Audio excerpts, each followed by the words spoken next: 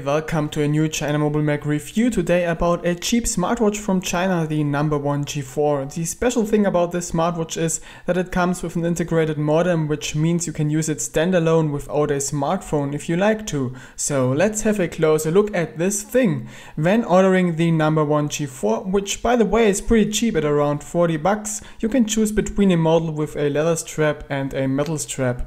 We got both for review and thus highly recommend you to go with the leather version. The metal strap just feels kinda cheap, isn't comfortable to wear and way too large.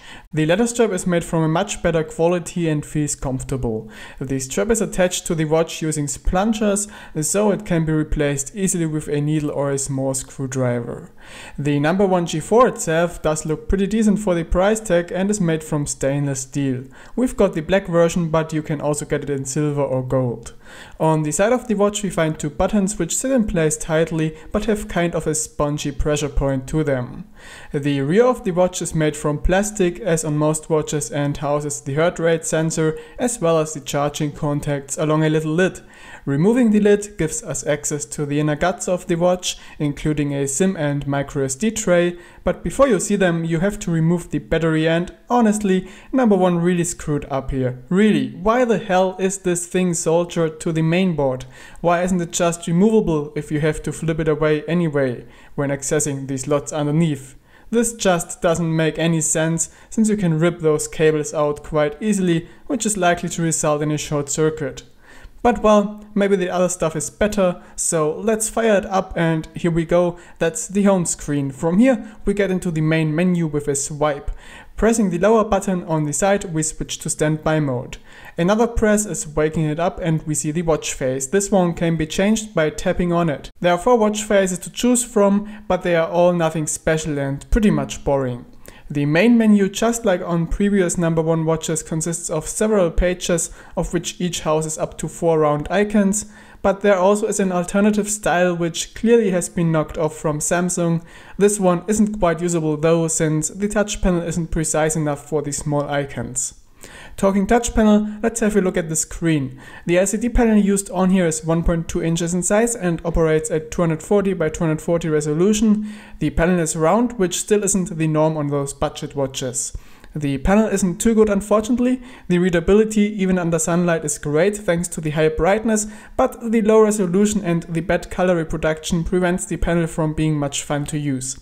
And as said before, the touch panel isn't overly precise, which is especially trouble causing when using the on-screen keyboard. Let's just give us a quick demo by writing an SMS message. By the way, you can choose if you want to send the SMS through your connected phone or through the internal SIM card that you put into the watch. So let's start writing now, and as you can see, the finger always has to be placed slightly above the desired key to catch the right one. And exactly this is what creates typos and typos and typos. Typing like that on the keyboard, which is way too small anyway, really isn't any fun. Dropping phone calls off the watch works far better. You can either choose a contact from the phone book, which is loaded from the internal SIM card or from your phone, and call him through your phone or through the internal watch modem. Also, you can dial a number manually. Let's just demonstrate that real quick by calling through the watch's modem. Hallo und herzlich willkommen beim Kontomanager. Übrigens, Sie können diese Ansagen jederzeit durch Drücken der Taste Ihrer Wahl.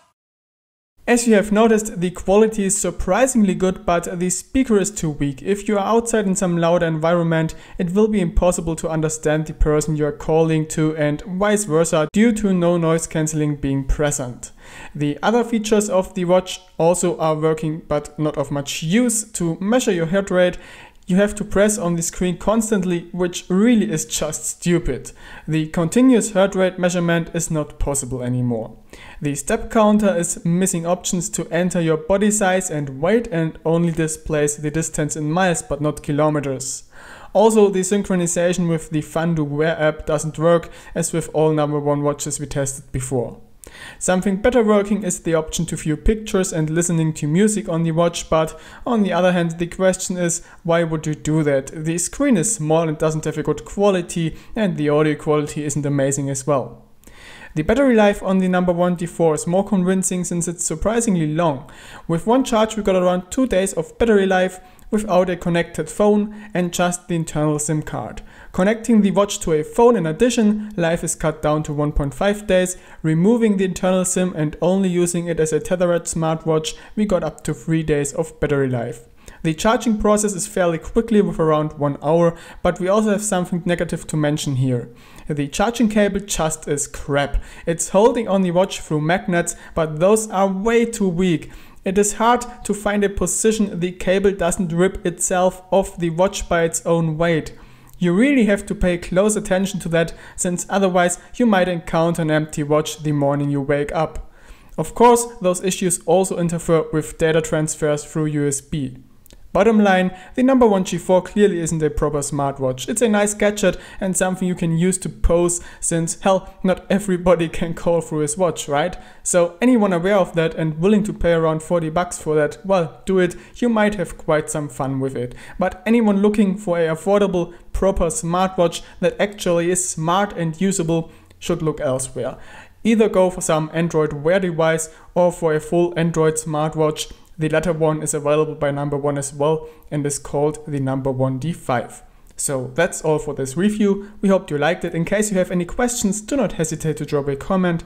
The link to the shop as well as more information can be found down in the video description. In case you like what we are doing at TMM, subscribe to this channel, pay us a visit at our German site chinamobilemag.de or our English site chinadevices.net. Thanks for watching. Bye bye, over and out.